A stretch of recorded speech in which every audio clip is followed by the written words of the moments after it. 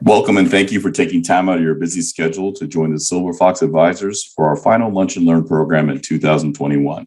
My name is Joseph Tung, and I'm honored to serve as the chair of the Education Committee with my two vice chairs, Henry Florsheim and George Connolly. There are a few housekeeping matters I want to first address. This is a webinar format, so you will only be able to see the panelists and the slides, but you can control the viewing options by going to the menu on the top of your screen and control the screen ratio, side-by-side view, or traditional view. We will have a Q&A period at the end of the program where you can ask questions in the chat box or the Q&A button. A brief introduction to the Silver Fox Advisors, which I am a proud member.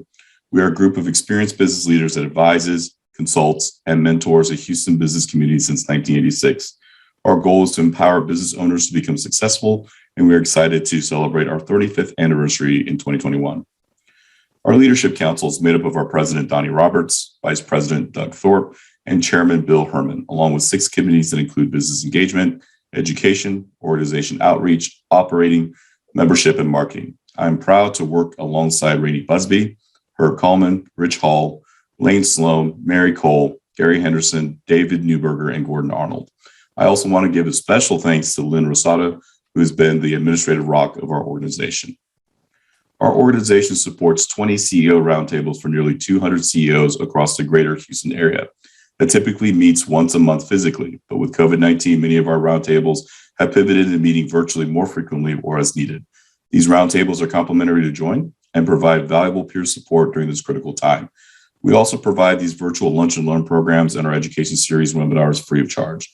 The Silver Fox Advisors also provide individual advisory board and professional services on a fee basis. If you're interested in any of our offerings, you can find more information on our website, www.silverfox.org. I'd also like to take a moment to thank our in-kind sponsors, Griffing & Company and Pierre. Jim Griffing and Phil Morabito have decades of experience with the Silver Foxes and provide outstanding accounting and marketing services. We encourage you to check out their websites and social media presence of these two great award-winning companies. I now have the pleasure to turn the program over to Rainey Busby. Thank you, Joseph. I am super excited to introduce my clients and friends, John, Pierre, and Mary Tjon-Joe-Pin. You are certain to entertain you with their stories, lessons learned, and so many laughs along the way. We had a lot of fun just doing our little practice session in preparation for our show today. They are not only successful Houston-based entrepreneurs with a business called Harper Rain Homes, they are also HGTV stars. Their first show, Going for Sold, and their latest show is the Two-Step Home with a little Texas flair, which is fun, so be sure to check them out. And on top of that, they also have an amazing podcast show called Unequally Yoked with John and Mary, which is lots of fun, and you really get to watch or listen to the banter between the two. Oh, and then one more thing. They're also parents to 2 amazing kids, Harper Rain and Grayson, who on occasion will pop in on the filming to get a little FaceTime. And so that's always super fun. So it's a really good family feel. I'm not sure how they do it all and still maintain their positive outlook while delivering fun and engaging experiences with every client they encounter and every viewer who tunes into their show. So with that intro, I am going to turn it over to John and Mary. It's all yours. Take it away. Wow. Thank you, Rainey. Really talked us up there. Right. Now I feel the pressure. What? Stars. And as you were listing all the things, I was like, we do that. We do a lot of stuff. I need to eliminate some of these things that we do, but we're so excited to be here with you guys today, and we really appreciate the invite, Rainey, and Joseph, and thank you guys so much. Yeah, we definitely want to thank you guys for giving us this platform. It's really cool to be here with you guys, not just because mainly because of what you guys do. Like, this is a huge group of business owners, and so we're excited to share our story with you guys, but we're also excited to kind of learn from y'all as well, because we're entrepreneurs. We've been doing this for about 6 years now. So we've learned a lot, but as most of y'all probably feel the same way, there's always more to learn. And so we're glad to be here. We're honored to be here. We're humbled to be here. So, today what we're going to kind of do is kind of go through our experience, kind of talk about who we are, where we come from, what we've learned over the course of starting a business and then making 2 TV shows. what that's gotten to. All been a blur. It's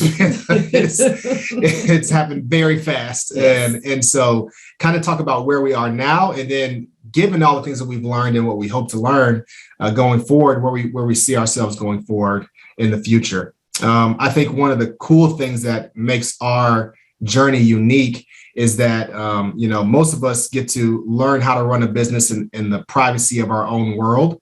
For us, because of the way things transpire so fast, we kind of learned how to make a business, right, run a business, and have all that happen while we were filming TV shows. Right. And so we got thrown in the fire very quickly. Yeah. I think most of you guys as business owners probably had something that we didn't have, which was a plan. Right. I think it all started out with like we can kind of do that, Yeah. And so we definitely will go into everything that we've learned thus far. It wasn't always pretty, but we definitely want to share our journey with you guys. And at the end, please, as we're talking, take notes. And if you guys have questions, we're down for anything. We'll talk about anything. As Rainey mentioned, we have a podcast called Unequally Yoked. Yep. And you will see by the end of this why we're unequally yoked. Right. We definitely are two different people with two different perspectives, yet somehow we're able to come together when it counts. At least twice already with Harper and Grayson. I mean, that's 3 times we count our wedding day. That's too, right? I mean, this is the randomness that we will stick to the plan, but there will be some randomness in there. And basically, we want to start with our story. Yeah, we definitely want to start with our story, and our story is really pretty much like everybody else's. There's not too much to it. We both had jobs, and I was in the oil industry. I worked with my family. I was fortunate enough to work with my family for 15 years. And Mary was started off in the hotel industry, and then kind of migrated over to being a flight attendant. Yes. And so we were doing those things, and after working with my family for 15 years, which is a feat in itself, it's very hard for any of y'all that have worked with your family or currently have a business where you work with your family. Business, you know that it can be trying in ways that are just unique to families, and that's to say that it was a great experience. But I was getting a little bit older. Our baby was 5 months old, and I was kind of like, I wanted to branch out and kind of figure out what I wanted to do with my life, which happens late for the menses, because what happens is all of a sudden we have a baby. Before then we were married 6 years before Harper even came along. And in that 6 years, that would have been the opportune time to, create a plan and start a business. But, when you're ready, you're ready. And when he's ready in particular, he's ready to go. Right. And so plan or no plan, he's like, Mary, I really feel like there's something else I should be doing, with my life and us as a family, what our goals are and what it is that we're trying to set for ourselves. I really think that we should start our own business, which is really cool because we both came from parents who are business owners. Yep. So neither one of us actually thought that we would take this route. Yeah. And it didn't come back around until later that we realized we actually have seen this done and we can definitely do this. But with that, I didn't think I would have to give up my job in order to have said business. Right. So, it was an interesting change of plans. So, we have a baby, had a good, really well-paying job. And now Mary's going back to work, leaving my baby, flying around the world. So there's no better time to start a whole new chapter of your life than that. Said no one ever. So that's what we did. And so at the time we were watching a lot of HGTV. And because, in my family, my dad was really handy. He taught me a whole bunch about just how to fix things. And HGTV was huge on flipping at that time. And I was like, man, you know what? We can do that. We can flip houses. That's what we're going to do. We're going to flip houses. Just like that. And so the plan was pretty simple. I told Mary one day when I was, in the shower, she was like, what is this? What are we doing? I was like, I don't know what it's going to do, what we're going to do, but it's going to be great. That's what I know. Enter the unequally yoked part. Right. He's very optimistic. To him, he's like, whatever it is, it's going to work out because we're going to work it out. Yep. And I'm just like, well, where are the steps that, in the plan? Where is the plan? And his answer is, It's going to be It's great. going to be great. Whatever I don't it know. is. Wow. So we searched for like 6 months for the first house to flip. And in that 6 months, the first thing that came up that I didn't realize you needed to start a business was you needed courage.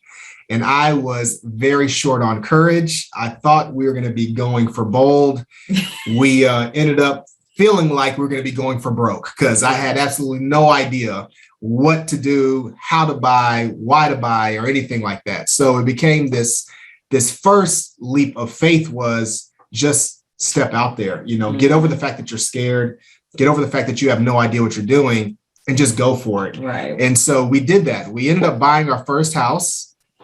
And after passing up several others, yes, because it was a lot to take on when you think about flipping houses. And for those of you who are in the real estate market, you know that it takes money. And there are definitely different ways to flip houses where you're using your own money or investors. And in this case, we were using a lot of our own money. Right. So that courage is, okay, we can definitely.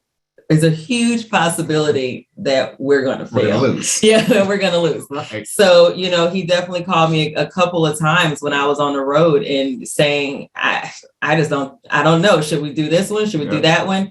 And at the end of the day, when he called me about this particular house, so maybe I am to blame, but I said, you know what? Just do it. Yeah. We just need to do it. At the end of the day, if we know that it's possible that we're going to fail, but it's possible that we can also win. Right. So, the story goes the other way, though. Right. This story doesn't have such a great ending. Well, we bought this house and, we started renovating it. It was great because it was close to our existing house. And, I was able to, even though I was really handy, I didn't really have a lot of knowledge about how to renovate a house. Right. So, all the things that go into it. And so we hired this contractor who was really good. And one of the best things about him was that I was able to learn. He was so efficient and he was so good about the way that they renovated the house. Mm-hmm. I was able to learn a lot. The unfortunate part is that we were paying a lot of money out. We had no idea if we were going to make this money back. And so the stress was mounting very quickly when we got into this house, right? We wake up, we go to the house, we got to pay for something. We got to pay somebody to do something. We open up a wall, there's another problem, we got to pay for that too. And so the bills are adding up and the stress is adding up. And then we go home, we go to sleep, and we do it all again. And the only thing that I found enjoyable about this was making videos and putting them on YouTube. Mm-hmm. And we didn't have much of not very good videos. Fuzzy, grainy videos that are still on YouTube right now. If you guys ever want to go and just say, I need a quick laugh. Let's go to Harper Rain Home's YouTube page and see what. And you will also see the evolution, hopefully, of our videos over time. And so these terrible videos were the saving grace of the stress relief for this first house. So we finished up the house and we put it on the market and we're thinking we're going to sell it, and it sits on the market and it continues to sit and it sits for over 160 days. Ouch. And so now we're really feeling the pressure because, we've invested all this money into this house. We didn't have an investor for this. This is all of our own money. But we found another house. And at this point, going for broke becomes going for everything, and we're putting everything on the line. And we only had our experience, which was not a lot, but our instincts to rely on. Right. And that's really all we had to go on. And I think most of you guys can relate to that whenever you get into the entrepreneurial world, is that if you don't have the experience to kind of push you through, you have to rely on your instincts. You have to stay true to your own core values. And you really have to execute. And even if you don't necessarily know what execute is, you have to keep trying to execute. Mm-hmm. And most importantly, in those stressful times, remember your whys. Why are you doing it? And for us, it was because we wanted to make a life for ourselves, right, and follow our own dreams and passions. Mm-hmm. So we bought this second house and we took all the lessons that we learned from that first house and we put it into this house. And the second house, we renovated in about 3 weeks. and we put it on the market and it sold in 2 days. That was unbelievable. I was like, we are winners. Right. We are. We're not going to lose everything. Okay. That's exactly how it felt. And it is 100% the truth. Yeah. We invested almost everything we had left in that second house. Mm-hmm. And if it didn't sell quick, we would have been going for broke, period, with 2 houses, with having no idea how we were going to do anything. And so actually the plan, here I am with the plan again, here's the plan, was to actually, if we didn't win on that second flip, we were actually going to sell our house and move into the first flip. Yeah, yep. So I had to convince myself that was okay. But it's like, well, you don't have a choice. This is what happens when you go all in. You got to stay flexible. You got to figure it out. Yeah. You got to figure it out. And so it was around that time, as we were renovating that second house, that we started getting these emails from production companies about possibly making a TV show. Right. And the first time we thought was fake. Oh yeah, we thought it was fake. Thought it was spam. Yes. Like, okay, we had a couple grainy videos on YouTube, and we're only into our second flip. We're not experts by any means. Right. You know, what would they want with us? And we did a lot of research, and come to find out it was real. Right. And this is the question we get asked all the time. I actually had some messages this morning of, oh, I love your show, but how did you guys get on TV? Did you try out? Did you audition? And we're just like, no, they found us on social media with using hashtags that John would post about. Yep. And honestly, the story really begins there. Yes. And so the first note for you guys, one thing we learned from this experience was the internet is extremely powerful. It has unbelievable reach. At that time when we were getting these emails from production companies, we probably had a grand total of 200 followers, maybe between the two of us. Not like I had 200, she had 200. This is our close family and friends and colleagues over the years. It's unbelievable. So to sum up the story of these first 2 houses, we ended up losing $10,000 on the first house. The second house saved us. And so we took the combining of those 2 experiences along with this possible opportunity to make a TV show, and we decided to keep pushing forward. Mm-hmm. And so that is kind of how we made it to the possibility of HGTV. There's a lot of things we had to do to get to actual TV. We had to go through the next phase, which is they came out and saw us renovate our third flip.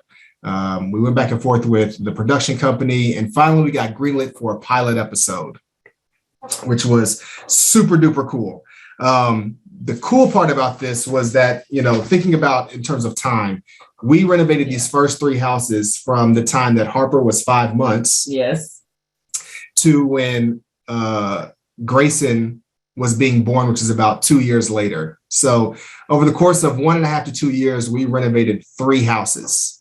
Little did we know that when it comes to making a TV show, we had to go from renovating 3 houses over 1.5 years to renovating 6 houses in 18 weeks. So pause for reaction. So it's like, how do you go from, renovating 3 houses? Again, we're still very new, but we did learn lessons along the way for each house, for sure. Right. But we're still new in our business, so new that we, as a flipping business, we didn't have the policies and procedures, because I am a policy and procedure person coming from the hotel world, coming from, being a flight attendant. There's a lot of rules and steps that my personality loves. And all that kind of goes out the window when you're flipping houses. And then, throw in there that I have now an 8-week-old baby. Yep. And now I have to film a show. And I have an 8-week-old baby, and I have another one under 2 years old. So it definitely was a lot. And that's when I decided to take a step back from my dream as a flight attendant and go all in and, to this TV show. And also not just to the TV show, but really I had to go all in on our business. Mm-hmm. And that was something that John really needed to. He needed that support, and he needed to know that I was all in and making, our business a success.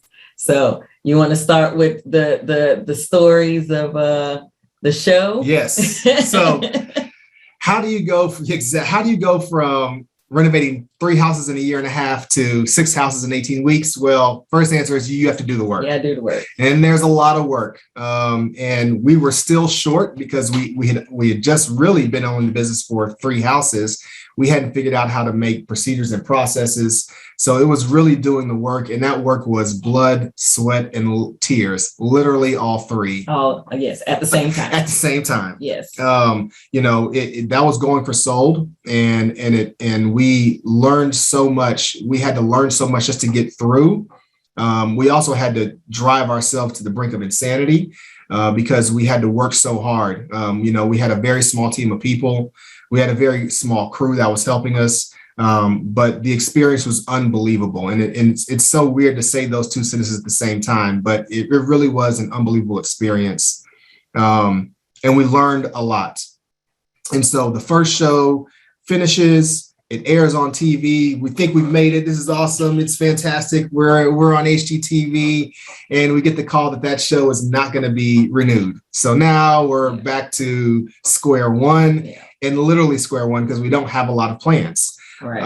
But in that you feel like you have failed because you put in so much work. It's like, okay, don't be afraid to do the work, which is, at that time, we were doing all of the work. Like we were physically there, physically putting in faucets and light fixtures, and it was grueling. I mean, John did not sleep.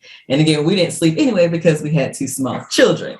And so our saving grace, or like our push through was like, hey, at the end of the day, we know that our goal was to do this show, was to get our business out there. Because we're like, if anything, that would be a win for us, is if we could just be on TV, showcase our city, and be able to, get our business out there. That's really all we wanted. But then you're like, it would be nice if, all the work that you put into it, that you get something back. Yeah. And so when we found out that it wasn't going to go into another season, you do feel like you failed until you take a step back and you think about all the lessons that you learned, and that you feel so much more accomplished, that we were able to not just make it through, but we definitely made it through with a lot of knowledge and experience. Absolutely. Because TV is not real world. It's not real world. And, we go into the difference between, the Instagram and reality, right? On TV, everything is just so pretty and it's just so polished and it's just so staged.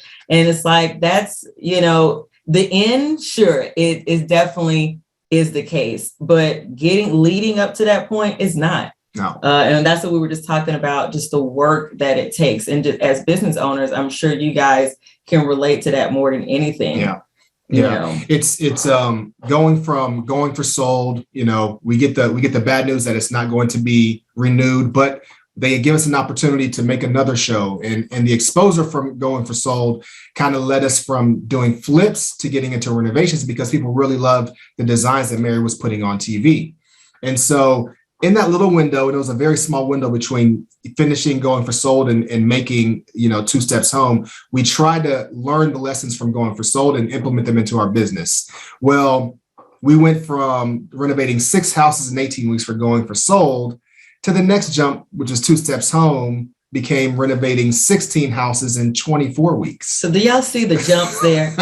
Okay, we had 1 flip. Okay, then that 1 flip was on the market for 160 days. Yeah. We bought a second flip to try to save us from the first flip, where we lost $10,000. And once we won on the second flip, we go into the third flip and we get contacted by production companies. Yeah. Then it says, oh, you've only done 3 houses. Now we need you to do 6 houses in how many weeks? 18 weeks. In 18 weeks. That show is over.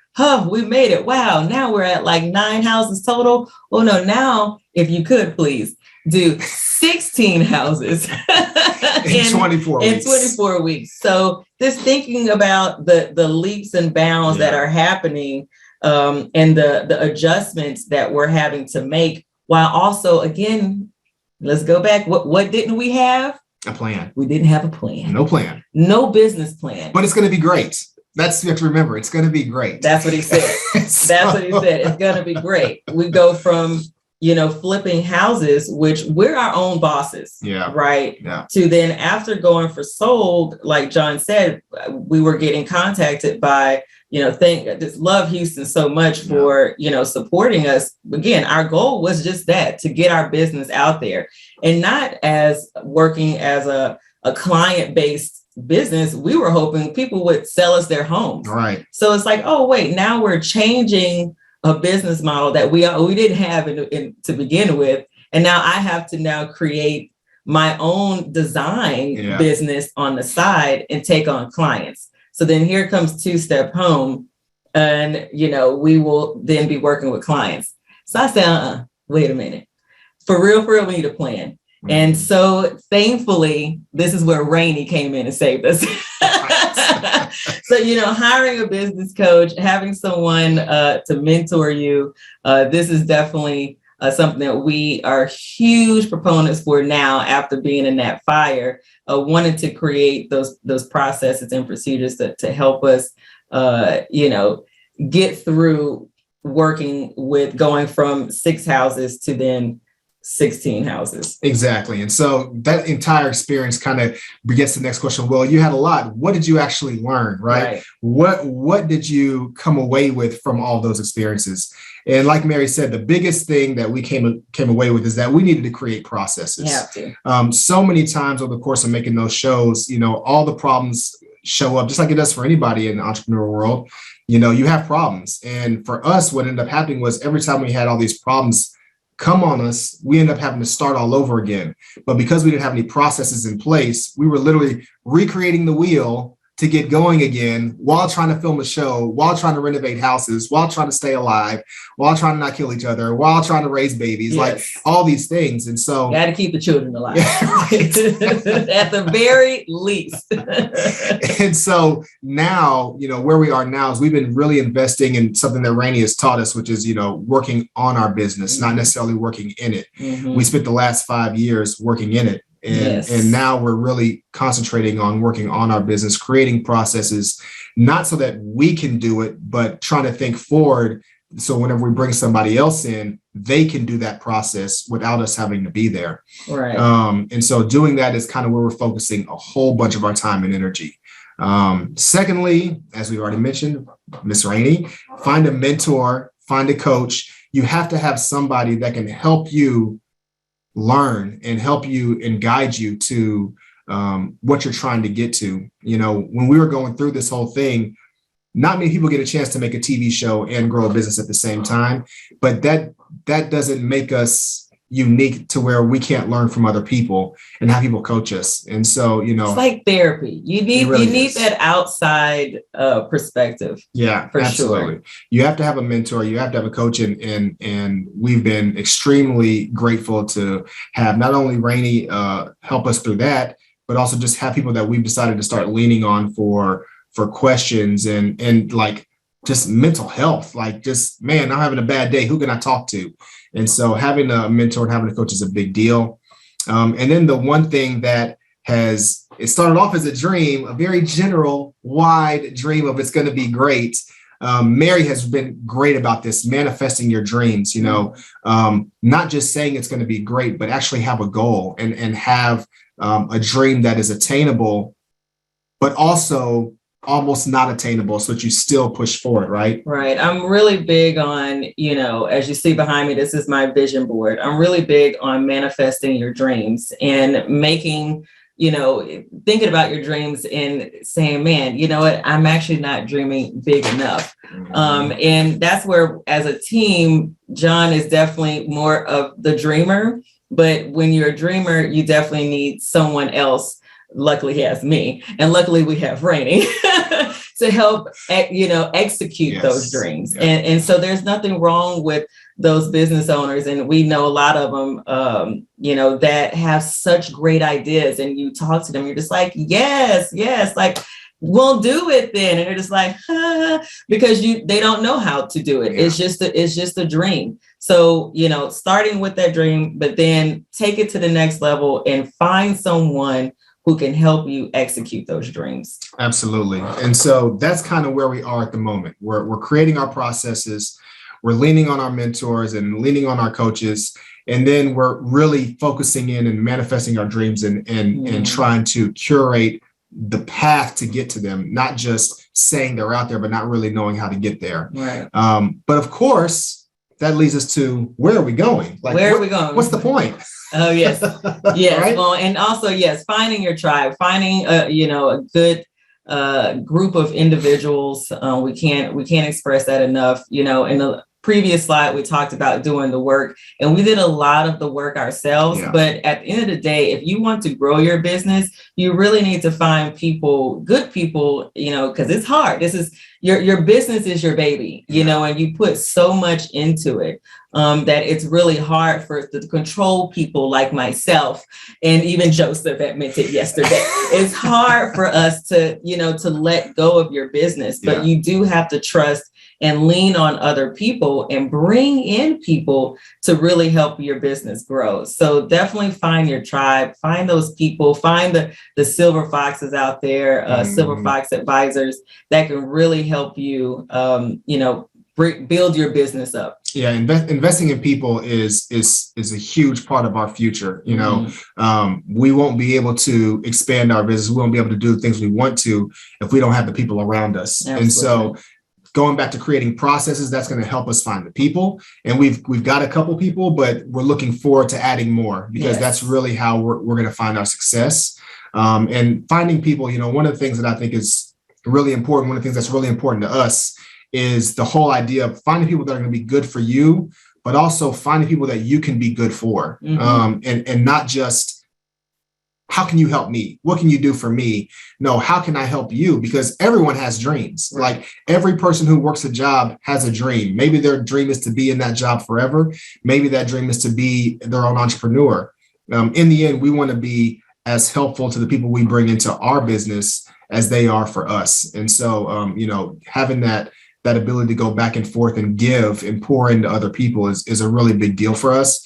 And so that's going to be a big part of our future, is making sure we have people that can pour into us and we can then pour back into them. Absolutely. Something else is really important to me is creating your own opportunities. Finding ways to get your business out there and stepping out on faith, stepping out into that, unknown, and figuring out ways to really, like John said, take that leap of faith. Yeah. For there are so many people out there right now, especially with COVID, who were laid off from their jobs and chose this opportunity to say, you know what, there was something that I really wanted to do, but I never had the opportunity to do. Well, this is the chance. This is your time. And, don't be afraid to step into the unknown. We kind of talked about mental health a little bit and just like the anxieties that a lot of business owners feel. And that's what that unknown is. It is the anxiety filled unknown of like, I don't know if people will want what I'm giving, whatever your product is, whatever it is that you're selling. But guess what? You won't know until you know. Yeah. So just, do it, create those processes like we talked about, find other people to help execute your dream and then finding your tribe. So doing those steps will really help you step into that unknown and set yourself up for success. Yeah, we were fortunate enough to kind of have our unknown pitched to us like, you're going to make a TV show. Okay, great. But the unknown is how do you do that? Right. And so we had to figure it out along the way. And so I think sometimes what we're finding now is that the unknown is actually a really cool space, and being comfortable, being uncomfortable and not knowing what's out there for you. But whenever you kind of build your vision, the unknown will kind of reveal itself to you as long as you keep working forward to it. And so you can't be afraid of what you don't know. You have to be willing to step out there and put yourself, at risk. And so that's part of our future. We want to make sure that we're constantly risking and putting ourselves out there to find out what's going to be the next thing. Because in the end, the overall goal is still to be great. We want to be great. We just need to make sure we're putting ourselves out there to do so. And then the last thing, like Mary just touched on, is creating your own opportunities. This is an opportunity for us. We're so fortunate and blessed to be here in this moment. And for us, this is part of us creating opportunities. Absolutely. And the podcast that we have is us trying to create our own opportunity. And then Mary has done such a great job of shooting her shots. I love when he talks me up. Well, I'm just, because this is the truth, right? Shooting your shots. Like, you have to go out there and say, I want this and I want that. And she's been shooting her shots unbelievably, like the last probably 6 or 7 months, been rejected a whole bunch, but then every once in a while, something awesome happens, right? I got a huge win, and I'm just like, this is exactly why I do it. There were 100 people that I sent messages to, and I only needed one. And that was the one that I feel was for me. And that was the one that I manifested. Again, having that vision board, really saying to myself, like, my vision board, it says own it. So I'm owning who I am. I'm owning what it is that, I want to create for myself and for my family. And so I can't sit around and wait for it to happen. Yeah. Something amazing has evolved from, Mary, the hotel manager, to Mary, the flight attendant, wife, mom, co-owner. Something amazing has happened from being a TV show host. And that's me finding something that is now my passion and a dream that I was like, I didn't even know I even wanted. And when I started dreaming it, it obviously wasn't big enough. So, let me step out on faith. Let me just shoot my shot, as I always say. Yeah. At the end of the day, they can say no, and I only need one yes. So don't be afraid to, create your own opportunities and reach out to those people, DM those people who are in your realm, the people you look up to. And that's what I did. And I'm really excited for what the future holds for us. Absolutely. And then the last part, talking about being excited about the future. I think most entrepreneurs struggle with this the most. Mm-hmm. And that is actually enjoying your journey. Absolutely. I know every day I can wake up and say, man, I've got 18 things that are wrong, and I've got 15 things that I'm not happy with. But you have to enjoy 14 of them are because of me. It's just working with your spouse one-on-one. Literally wake up with your first problem, because their problem is next to you. Okay? Right next to you every day. It's real. Like, especially working with your spouse, there's always problems. And when you're an entrepreneur, there's always problems. There's always issues. There's always stressors. But at the same time, we've been trying really hard, and that's going to be one of our focuses going forward, is actually enjoying what we've created so far. Right. We know there's more out there for us, and we're definitely trying to get to that. And we know there's problems right here behind the screen, right on the other side of the screen that y'all can't see. There's plenty of problems for us right now. I just need to get up and close that door. Actually, I see it's a closet behind this screen that is a mess. I just want to get up and close the door. There's always problems, but if you don't take the time to show gratitude for yourself, give yourself, a pat on the back. Absolutely. Give yourself grace, because we all fail every single day. That's probably the biggest part of being an entrepreneur, is dealing with failure. Yes. We have to be sure and enjoy the journey. Enjoy the fact that, for us, we've been married 12 years. We started off as people who had jobs, and now we're parents with 2 beautiful kids, and we have a business that hasn't failed yet. We have a roof over our head, even though it's not the roof we want. You know what I mean? Like, there's always problems, but you have to be grateful. And so I really encourage you guys to give yourself some grace, and know that it will get better, and that what you have is already good. And that's really, really hard to digest and really accept, is that what you have and where you're at is already good. And so with that, guys, that's pretty much everything we have. We'd love to take your questions, comments, and all of those things. Yay. Yay. I'm glad that I was muted, because I was laughing like 85% of the time. Even when he took a shot at my OCD and control freak nature, I was still laughing. We're friends.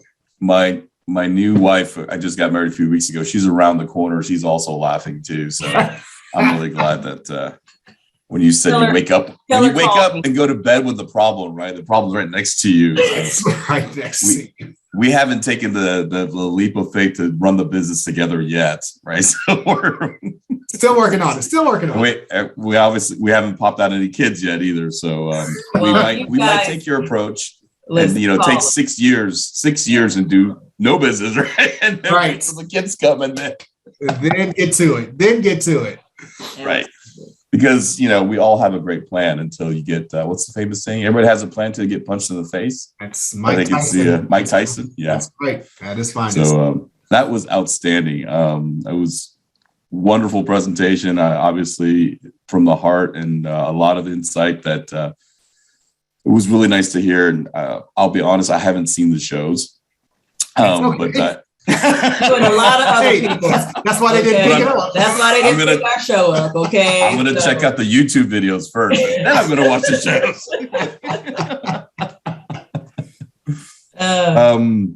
Surprisingly, we don't have any questions. As soon as I said that, the first question came up. So I will screen the questions as we discussed in the pre-production.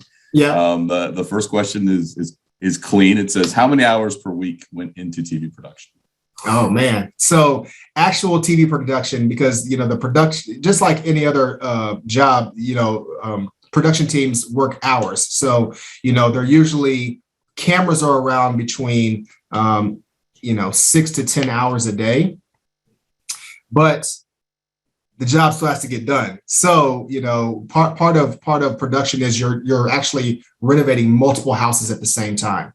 So even though we're filming at house 1, at house 2 and 3, there are things going on. So as soon as we finish filming at house 1, we've got to go to house 2 to figure something out that's going on over there. And then maybe the cameras follows to that one as well.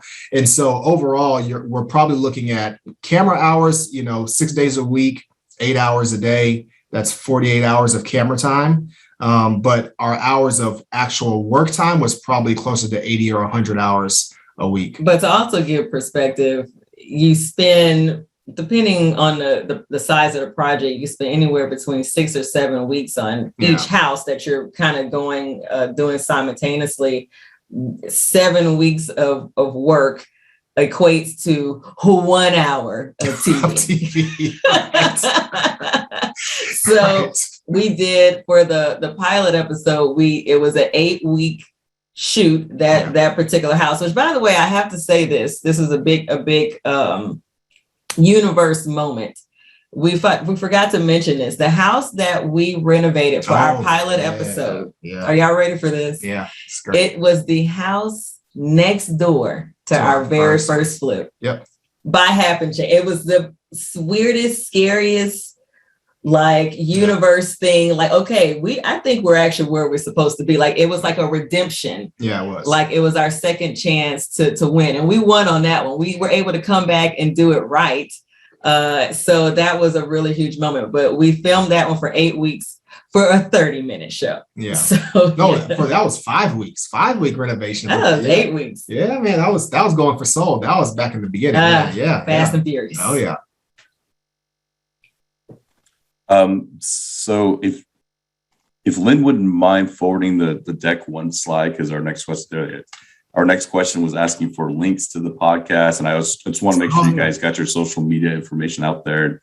You guys can post whatever you want in the chat for any kind of links or additional information. Oh, okay. The rest of the questions are going to be about primarily your background and also real estate questions. You both mentioned the design portion of your business. I think you guys are also involved in real estate. So there's a question in the chat box about, did you have a background in real estate? How far apart were your houses? You just mentioned the universe where flip 1 and another flip were right next to each other. The distance and location have anything to do with your real estate journey? And then the last question, as a part of this combo question, was how important was it to have a good financial partner or financial institution be a part of your journey? That's a great question. On the real estate side, in terms of experience prior to, I actually started off my real estate journey as becoming a realtor, because I thought that I needed to be a realtor in order to flip houses. And so definitely has been helpful. And he's still a realtor, very good one. If anyone need some houses to be sold, or what else do you, or sold and buy and buy and bought. Thank you for that, ma'am. Yeah, so I didn't do good. yeah, so I started off as a realtor. Interesting enough, I got my license, I think in 2015. I didn't sell a house until 2016. And so it took me a whole year before I actually saw, use the realtor part of our real estate journey. In between houses. So like we said, our very first flip we bought whenever Harper was 10 months old. And that was the house that we lost $10,000 on. And then when we filmed the pilot for Going for Sold, Grayson, our son, was 8 weeks old. And so that was about a year and a half apart. And in that time, when we did our very first house for Going for Sold, that was our fourth flip. So, and another little side note to that is the first three houses we used contractors. We did Libby, the first Libby. Oh, so it's number 5. Mm-hmm. Yeah, so it was the fifth house. I'm sorry. Yeah, it was the fifth house.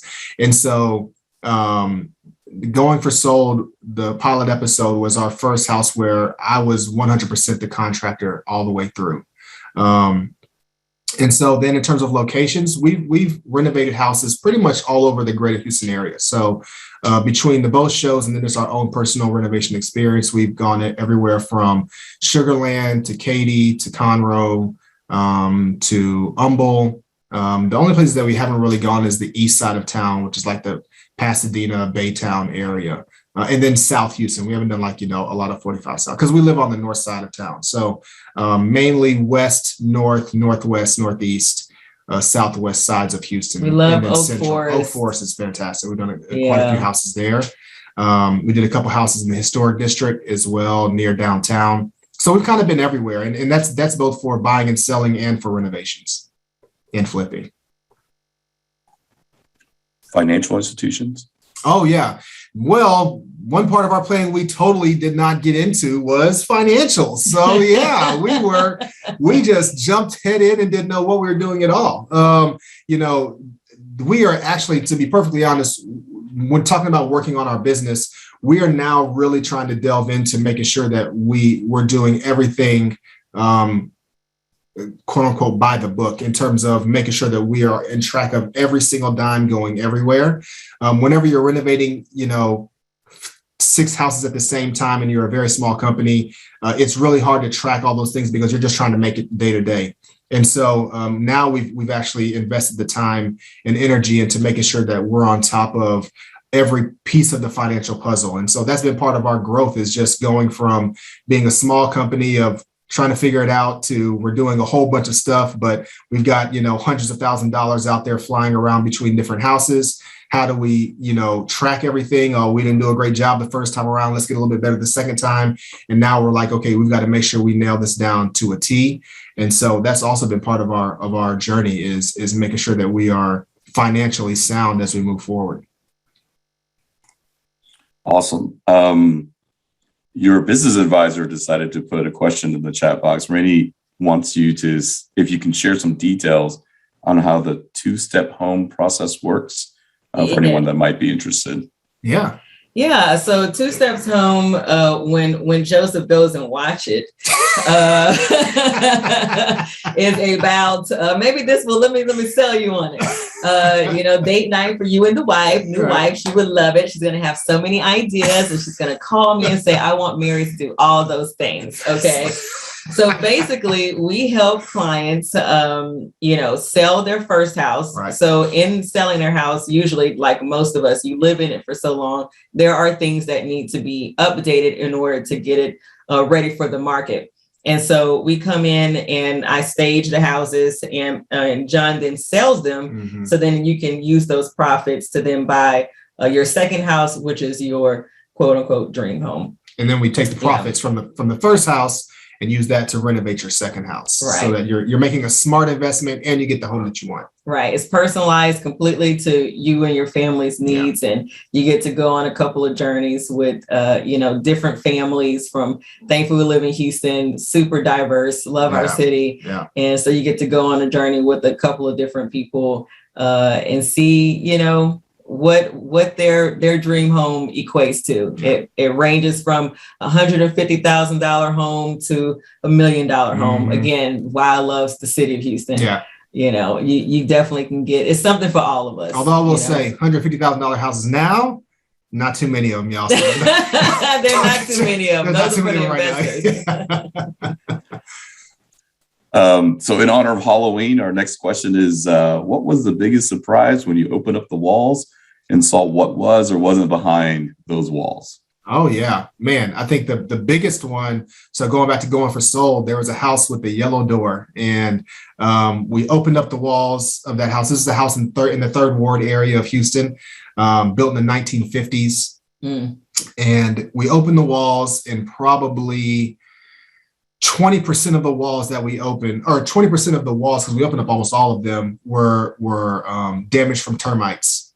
And so we ended up having to basically build the structure of the house again. And we found out that the house was built on 2 separate slabs that weren't lining up. So we ended up having to do way more foundation work. All new plumbing. Yeah, all new plumbing and all new foundation work. And so we thought we were going to be spending about $50,000 to renovate that house, and we ended up spending about $85,000 to renovate that house because of all the extra problems. Oh, and the previous owner put the roof on wrong. So we had to take off what was a new roof and put a new roof on it that done right. So I thought he was going to say, first of all, John finds all the dead animals. So there have been a lot of dead cats, squirrels, rats. He's obsessed with these skeletons and figuring out what animal it was. So yes, there was a dead cat under a tub. Yep.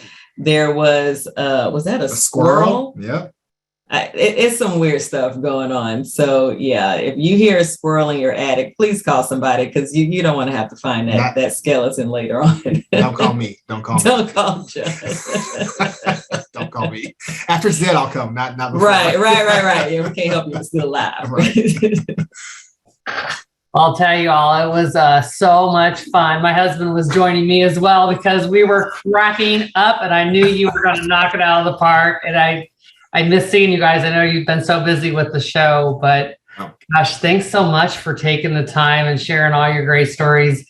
And the nuggets were so powerful, and dreaming big and creating that vision and a plan to get to the vision, which is so critical, and just the leap of faith. It may or may not work, and entrepreneurs are risk takers, and we all know that.